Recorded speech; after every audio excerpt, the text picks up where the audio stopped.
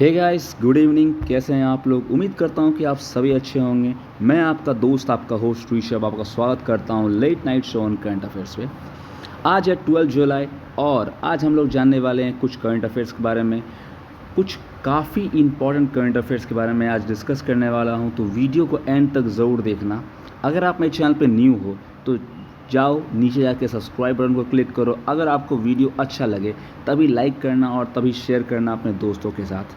और मुझे उम्मीद है कि अगर आप वीडियो पूरा देखोगे तो आपको वीडियो काफ़ी अच्छा लगेगा और काफ़ी इन्फॉर्मेटिव लगेगा। नीचे मेरा टेलीग्राम चैनल का लिंक भी दिया हुआ है, आप जाकर टेलीग्राम चैनल को ज्वाइन कर लो, जिससे आपको वीडियोस की पीडीएफ मिल सके और साथ ही साथ नोटिफिकेशन भी मिल जाएगा। आपको वीडियो जब आने वाला होगा उससे पहले मैं डाल देता हूँ तो आपको नोटिफिकेशन वहाँ से मिल जाएगा। तो बिना कोई टाइम वेस्ट किए हुए लेट्स स्टार्ट आवर वीडियो। हमारा पहला न्यूज़ या पहला करंट अफेयर्स है India Nepal rail services agreement. तो ये न्यूज़ में क्यों रहा है? क्योंकि रेल ट्रांसपोर्टेशन जो है इंडिया का और नेपाल का एक मेजर बूस्ट मिला है इसको। हुआ क्या है कि दोनों कंट्रीज़ ने एक ऑल कार्गो ट्रेन ऑपरेटर्स को यूटिलाइज़ करते हुए इंडियन का रेलवे नेटवर्क को इस तरह से बनाया गया है कि नेपाल की तरफ से जितने कंटेनर्स है वो आराम से आ जा सके, जितने कार्गोज़ हैं वो आराम से आ जा सकें। इसके लिए लेटर ऑफ एक्सचेंज भी साइन किया गया है नेपाल और इंडिया के बीच में। और इस एलओई के बाद अलग अलग टाइप के कार्गोज़ और जिसमें अलग अलग कैटेगरीज़ के सामान रहेंगे वो इंडियन रेलवेज़ नेटवर्क के थ्रू जाएंगे और वो जो हैं यहाँ से नेपाल की ओर भी जाएंगे। इससे फ़ायदा क्या होगा? इससे ये फ़ायदा होगा कि ये लिबरलाइज़ करेगा आपको मार्केट को, और जो सामान आपको नेपाल में मिलता है और जो सामान इंडिया में मिलता है उसकी कॉस्ट में भी एफिशिएंसी आएगी, कंपटीशन बढ़ेगा, जिस कारण आपका जो भी आपका कॉस्ट होगा वो डाउन होगा। जो कॉस्ट होगा उसमें डाउनफॉल आएगा, जो बेनिफिट करेगा ना कि सिर्फ आपको नेपाल कंज्यूमर्स को बल्कि इंडिया कंज्यूमर्स को भी ये बेनिफिट करेगा। और ये जो है हमारा ये माइलस्टोन जो है ये इंडिया का एफर्ट है इन्हेंस करने के लिए हमारा नेबरहुड फर्स्ट पॉलिसी, कि कोई भी अगर काम करेंगे, हमारा कोई भी कनेक्टिविटी करेंगे तो हम अपने नेबरहुड को देख के करेंगे। तो ये हमारे नेबरहुड फर्स्ट पॉलिसी के अंदर आता है। जैसे कि हमने बांग्लादेश में काफ़ी सारे रेलवे प्रोजेक्ट या फिर ब्रिजेज़ वगैरह के बारे में बताया, उसी तरह हम लोग नेपाल में भी ये आपको रेलवे का मिशन लागू किए हैं हम लोग। और ये पहले भी लागू हो चुका था लेकिन अभी वापस से नेपाल में के लिए एलओई साइन किया गया है। ठीक है नाउ, क्या आपको पता है कि ये जो चीज़ था ये 2016 में ही अप्रूव किया गया था रेल और जनरल बजट में, और 2017 से ये हुआ था। ये 92 ईयर ओल्ड प्रैक्टिस है हमारा सेपरेट बजट रेलवेज़ का। ये जो डिसीजन है जिसमें दोनों बजट को मर्ज करेगा, वो रिकमेंडेशन है आपको नीति आयोग के मेंबर विवेक देबरॉय का। विवेक देबरॉय कमेटी के द्वारा ये शेयर किया गया नीति आयोग को, जिसमें ये डिसीजन लिया गया था। ओके नाउ, जब बात आती है इंडिया और नेपाल की, तो हम लोग इसके रिलेशंस के बारे में थोड़ा जानते हैं। आपको पता है कि नेपाल जो है हमारा काफ़ी इम्पोर्टेंट नेबर है और हमारा एक सिग्निफिकेंस रखता है हमारे फॉरेन पॉलिसी में, ना ही सिर्फ ज्योग्राफिकली, हिस्टोरिकली भी और कल्चरली भी। हमारा टाइज जो है इस कंट्रीज़ के किसी लिए काफ़ी सेंचुरी से चला आ रहा है। इंडिया नेपाल ट्रीटी बंगाल of peace and friendship of 1950, ये जो था ये हमारे रिलेशनशिप को आगे ले गया था, इंडिया और नेपाल के रिलेशनशिप को। उसके अलावा हमारा कल्चरल टाइज भी है। हमारे इंडिया से बुद्धिज़्म का राइज़ हुआ है, लेकिन ये बुद्धिज़्म जो है वो नेपाल, तिब्बत और सब जगह में फैला है। और जो बुद्ध का जो बर्थ प्लेस है लुम्बिनी जो है वो अभी प्रेजेंट डे नेपाल में है। तो ये काफ़ी हमारा कल्चरल टाइज काफ़ी स्ट्रॉन्ग है नेपाल के साथ ही साथ ओपन बॉर्डर जो हमारा है, क्योंकि हम लोग इसके लिए सिर्फ ओपन बॉर्डर शेयर नहीं करते हैं, लेकिन एक अनहिंडर्ड मूवमेंट है पीपल का, जो हमारा क्लोज बॉन्ड है, जिसमें मैरिज भी आता है और फैमिली टाइज भी आती है। इसलिए हम इसे बोलते हैं रोटी बेटी का रिश्ता। नेपाल और हमारे रिलेशन को बोलते हैं रोटी बेटी का रिश्ता बोलते हैं। हम लोग काफ़ी मल्टीलैटरल फोरम्स में एक साथ हैं, जैसे BBIN, that is Bangladesh, Bhutan, India और नेपाल, बिम्स्टेक, सार्क, ये सब कंट्रीज़ के लिए हम लोग मल्टीलैटरल फोरम्स में साथ हैं। ओके, उसके अलावा कुछ इश्यूज़ आ चुके थे हम लोग के, या इश्यूज़ आए हुए थे नेपाल के साथ। तो 2017 में ही नेपाल ने साइन किया था चाइना का belt and road initiative BRI, और ये जो है हम लोग के द्वारा रिजेक्ट किया गया था, इंडिया के द्वारा रिजेक्ट किया गया था। और ये दिखाता है कि नेपाल जो है उनका इंक्लिनेशन थोड़ा सा चाइनीज़ की तरफ है। कम्युनिस्ट सरकार दोनों चाइनीज़ की तरफ, उनका इंक्लिनेशन थोड़ा सा चाइनीज़ की तरफ है। उसके अलावा इंडिया और नेपाल के हमारे बीच में एक बॉर्डर डिस्प्यूट भी हुई थी, जो कि एक काला पानी, लिम्पीधुरा और लिपुलेख प्राइज जंक्शन पे ये चीज़ हुआ था आपको डिस्प्यूट। तो ये बोलता है कि ये इलाका जो लिपुलेख और इसका इलाका जो है वो इंडिया और नेपाल, इंडिया का है, मतलब इंडिया का नहीं होकर के नेपाल का है, ठीक है। एक्चुअली में ये था क्या, ये तो ब्रिटिश समय से चले आ रही है, आपको ब्रिटिश समय से चली आ रही है। एक ट्रीटी की गई थी, सुगौली की ट्रीटी, जिसके तहत ब्रिटिशर्स ने ये कैप्चर कर लिया था उत्तराखंड का इलाका, जो कि उस समय नेपाल के इलाका में था और उस समय से इंडिया के इलाके में है ये चीज़। लेकिन अब वो नेपाल क्लेम करते हैं कि वो जो एरिया है वो हमारा है। तो ये सब कुछ इश्यूज़ हैं जो कि नेपाल और इंडिया के बीच में हैं। लेकिन ये छोटा सा इशू है जो कि हमारे रिलेशनशिप को हिंडर नहीं करना चाहिए, जो कि और हमारे रिलेशनशिप को आगे बढ़ाना चाहिए, क्योंकि हमारे लिए काफ़ी इंपॉर्टेंट है नेपाल, काफ़ी हमारा कल्चरल टाइज जुड़े हुए हैं नेपाल के साथ ना। कुछ कौन स्टेट या यूनियन टेरिटरीज जो होते हैं वो शेयर करते हैं बाउंड्रीज नेपाल के साथ, काफ़ी इंपॉर्टेंट आपको मैपिंग क्वेश्चन में आ सकता है।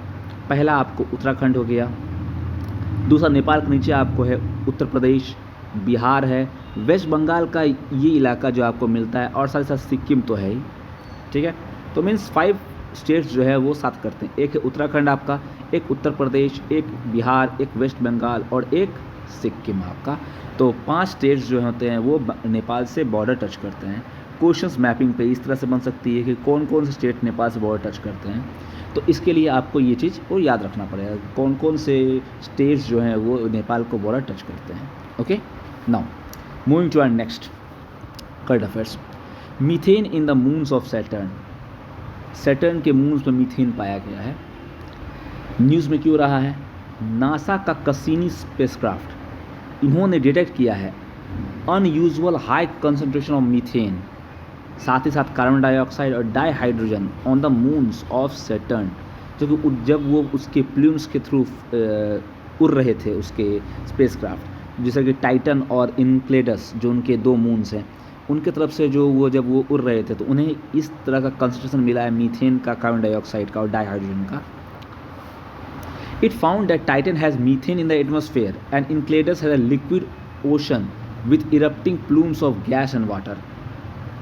तो ये पाया गया है कि टाइटन के पास मीथेन है उसके एटमॉस्फेयर में, और इनक्लेडस जो है आपको मून है उसमें जो है एक लिक्विड ओशन है जिसमें से प्लूम्स निकलता है, वो गैसेस और वाटर का।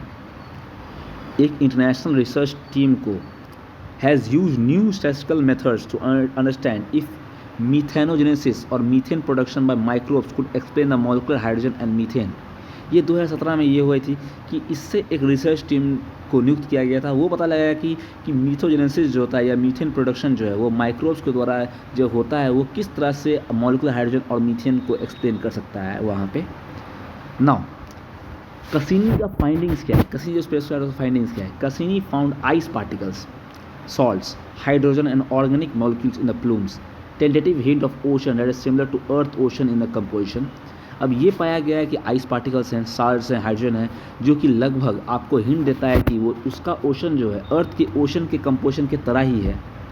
और ये आपको एविडेंस है एल्कलाइन हाइड्रोथर्मल वेंट्स का, क्योंकि वहाँ पे आपको सॉल्ट का हाइड्रोथर्मल वेंट है इनक्लेडस के सी फ्लोर में, जिसके थ्रू मीथेनोजेंस वहाँ पे सपोर्ट करता है उसको जीने के लिए, मीथेनोजेंस को, और जिसके कारण मीथेन का प्रोडक्शन होता है और एयर में आपको मीथेन मिलता है वहाँ का।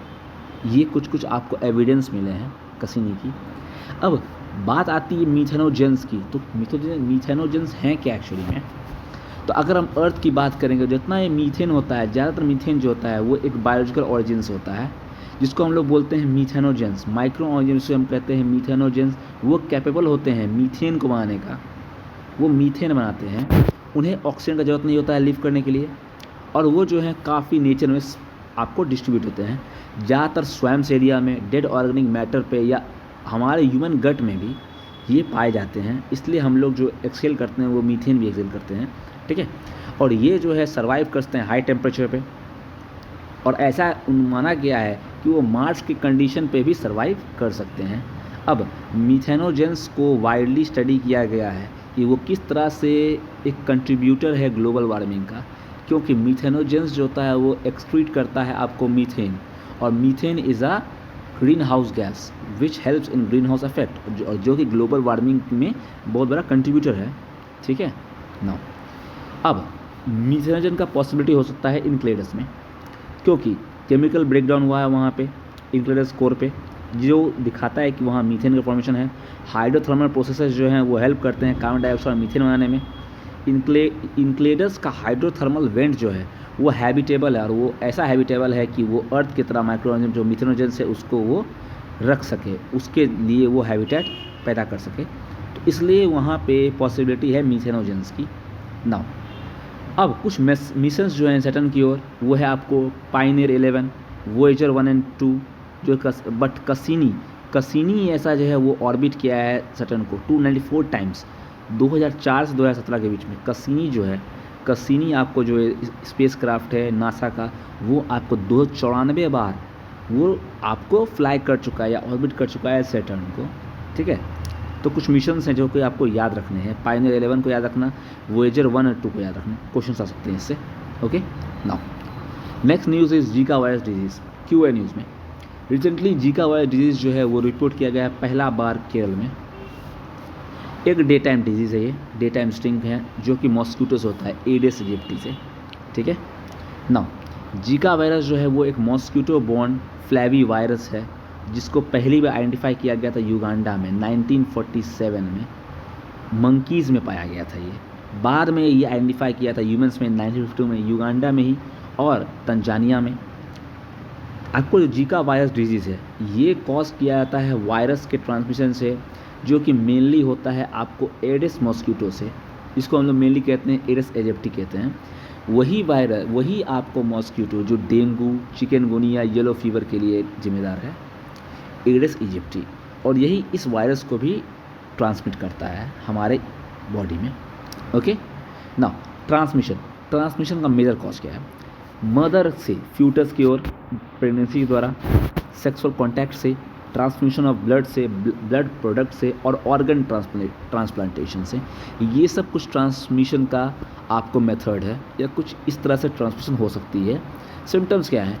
Fever, rash, conjunctivitis, muscle and joint pain. उसके अलावा ज़्यादातर जो जीका वायरस इन्फेक्शन होते हैं वो सिम्टम्स डेवलप नहीं करते ज़्यादा। जीका वायरस इन्फेक्शन जो होता है ज़्यादातर प्रेगनेंसी के समय और इन्फेंट्स को हो सकता है जब वो जन्म लेते हैं। इसका हेड का साइज, इसमें क्या होता है आपको माइक्रोकेफेली होता है। Actually what is microcephaly? इसमें क्या होता है, जैसे हमारा सर का साइज़ जो होता है, हमारा हेड का साइज़ जो होता है वो नॉर्मल होता है, उन लोग का हेड का साइज़ होता है वो स्मॉल हो जाता है, बॉडी के साइज़ से हेड का साइज़ स्मॉल हो जाता है, और इसको कहते हैं हम लोग माइक्रोकेफेली। और ये जीका वायरस के इन्फेक्शन कारण होता है, जिसको हम लोग बोल सकते हैं जीका सिंड्रोम बोलते हैं, इसे हम लोग जीका सिंड्रोम भी कहते हैं। ओके, नाउ ट्रीटमेंट, कोई वैक्सीन नहीं है या कोई मेडिसिन नहीं है आपको जीका के लिए।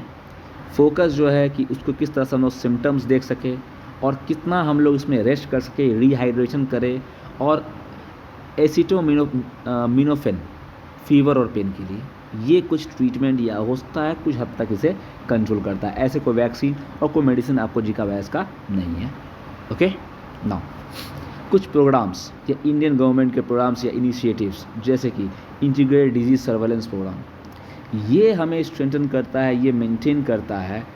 ठीक है, ये decentralize laboratory based and IT enable disease surveillance system for epidemic prone disease to monitor disease trends. अब ये जो आपको सर्वेलेंस प्रोग्राम है, ये आपको एपिडेमिक प्रोन डिजीज़ को सर्वेलेंस करता है, उसे मेंटेन करता है। उसके लिए लेबोरेटरी में आपको अलग अलग एक्सपेरिमेंट किया जाता है इसमें इंटीग्रेटेड डिजीज सर्वेलेंस प्रोग्राम में। अगला है आपको national vector borne disease programme.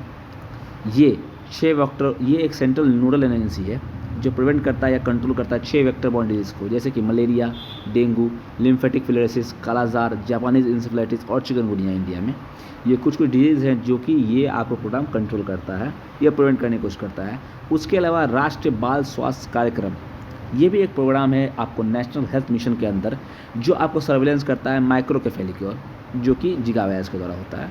तो ये कुछ आपको गवर्नमेंट के इनिशिएटिव्स हैं, मीन्स में आपको काफ़ी इंपॉर्टेंट है, अगर ये लिखिएगा तो काफ़ी अच्छे नंबर मिलेंगे। Okay, now next news, high altitude yak. High altitude yak पे नेक्स्ट न्यूज़ है हमारा कि रिसेंटली जो है आपको NRCY that is national resource centre on yak Dirang Arunachal Pradesh west Kameng district में had tied up with National Insurance Community Limited for insuring the high altitude yak. अब insurance होगा हाई एल्टीट्यूड याक का. NRCY is a premier research institute exclusively engaged in research and development of yak in India. Mainly ये याक के लिए ही बनाया गया है. 1989 में इस्टेब्लिश किया गया है Indian council of agriculture research के अंदर. ओके, आपको यही है हाई एल्टीट्यूड याक, यही आपको है हाई एल्टीट्यूड याक. ओके, अब ये याक के बारे में जानते हैं. तो ये याक बिलोंग करता है बोविनी ट्राइब की, जो इंक्लूड करते हैं आपको बिसन, बफलोज और कैटल को. ये टॉलरेट करता है temperature as low as -40 degree Celsius. -40 degree Celsius तक के टेम्परेचर को ये टॉलरेट कर सकता है. और ये अडेप्टेड है आपको हाई एल्टीट्यूड पे रहने का, जहाँ पे और इनके बड़े बड़े लंबे लंबे बाल जो साइड्स होते हैं, जो इनको एक तरह से कुशन प्रोवाइड करते हैं, और इतने लंबे होते हैं कि ग्राउंड को भी टच करते हैं इनके साइड के बाल. ठीक है, जो इनको कुशन प्रोवाइड करते हैं ठंड से. -40 डिग्री तक ये आपको ठंड को टॉलरेट कर सकते हैं. ओके, अब याक जो होता है काफ़ी वैल्यूबल है हिमालयन पीपल के लिए.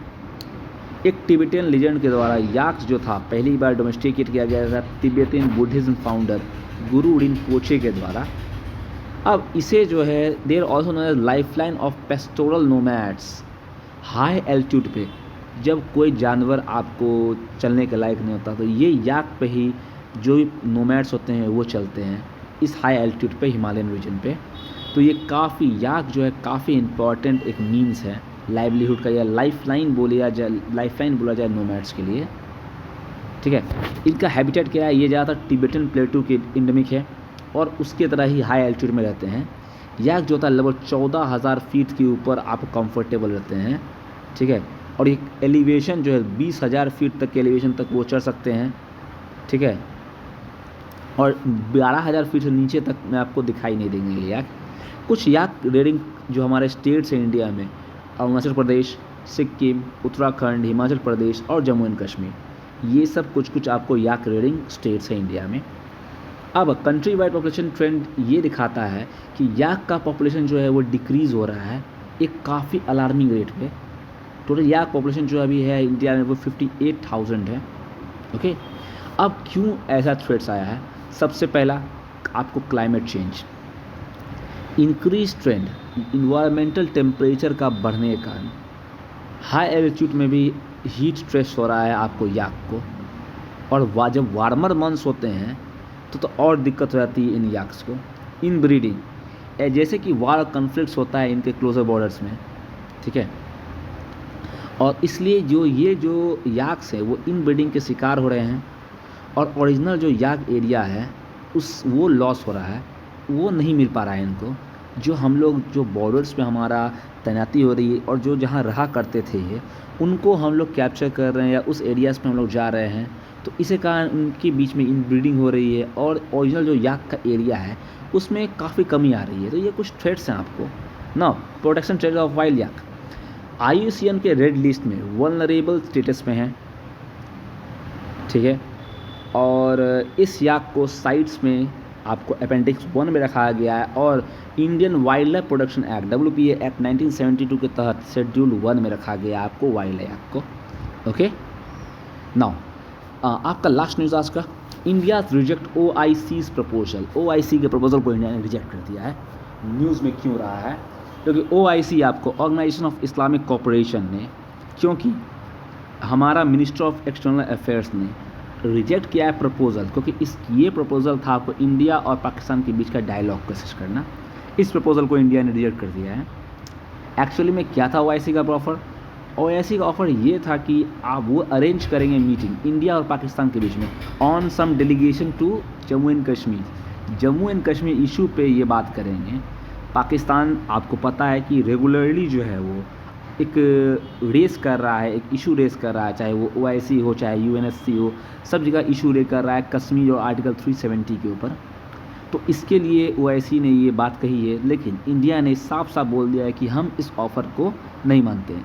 इंडिया का रिस्पॉन्स एकदम सीधा है, क्योंकि हमारा कंट्री एक सोवरेन कंट्री है, हम लोग किसी का वेस्टेड इंटरेस्ट को नहीं लेते हैं, और कश्मीर इंडिया का इंटरनल मामला है, और इंटरनल मामला में कोई और कंट्री को हम लोग इस पे हम लोग डिसीजन लेने के लिए नहीं बोलेंगे। ये इंडिया का इंटरनल मैटर है, और कोई और कंट्री इस पे रिस्पॉन्स नहीं ले सकता है या इसको डेलीगेट नहीं करेगा। ये है इंडिया का रिस्पॉन्स। अब एक्चुअली में ओआईसी है क्या? ये एक second largest inter governmental organisation है यूएन के बाद। इसमें मेंबरशिप है 57 स्टेट्स का। ये कलेक्टिव वॉइस है मुस्लिम वर्ल्ड का, ज़्यादातर मुस्लिम कंट्रीज़ में शामिल है। ये इंटीग्रेट करता है, ये सेफगार्ड करता है मुस्लिम के इंटरेस्ट का in promoting international peace and harmony among various people of the world. India जो है वो मेंबर नहीं है, याद रखिएगा, इंडिया ओआईसी का मेंबर नहीं है, ठीक है। ये एस्टेब्लिश किया गया था डिसीजन ऑन हिस्टोरिक समिट जो कि रबात में हुआ था, मोरक्को, ठीक है। रबात कैपिटल क्या है? मोरक्को कैपिटल है रबात, ठीक है, 1969 में। और हेडक्वार्टर्स क्या है इसके? हेडक्वार्टर्स है जिद्दा। जिद्दा एक जगह है सऊदी अरब में, वहाँ पे इसके हेडक्वार्टर्स हैं, ओआईसी के हेडक्वार्टर्स हैं। ओके, नाउ ओआईसी है क्या? मैंने बताया आपको, ऑर्गेनाइजेशन ऑफ इस्लामिक कॉर्पोरेशन 1969 में बना था। पहला चार्टर 1972 में, मेंबर कंट्री 57 है, फाउंडिंग मेंबर्स जो 30 हैं। कुछ इसके की बॉडीज़ हैं, council of foreign ministers, general secretariat, Islamic summit, Al Quds committee, कुछ ये सब चीज़ आप पीडीएफ से देख सकते हो। और आप ये देख सकते हो कंट्रीज़ कौन कौन से इन्वॉल्व है लगभग। आप देखो जितने भी मुस्लिम कंट्रीज़ हैं और जो भी अफ्रीकन कंट्रीज़ में, नॉर्दर्न अफ्रीकन कंट्रीज़ है, जो मुस्लिम कंट्रीज़ हैं, सभी इस ओआईसी के पार्ट हैं। और कुछ इस यहाँ जो कंट्रीज़ है यहाँ, और ये कंट्रीज़ जो जैसे इंडोनेशिया हो गया, मलेशिया हो गया, सिंगापुर हो गया, ये कुछ कंट्रीज़ जो हैं ये पार्ट हैं ओआईसी के, ठीक है। होप करता हूँ कि आपको वीडियो काफ़ी अच्छी लगी हो। अगर आपको वीडियो अच्छी लगी हो तो भाई लाइक करो, शेयर करो वीडियोज़ को, और सब्सक्राइब करो मेरे चैनल को। नीचे टेलीग्राम चैनल का लिंक दिया हुआ है, जाके टेलीग्राम चैनल को सब्सक्राइब करो, वहाँ आपको इसकी पीडीएफ मिल जाएगी। नीचे प्लेलिस्ट बना हुआ है और सब वीडियोज़ की, तो प्लीज़ जाकर उसे देखो। जय हिंद दोस्तों, गुड नाइट।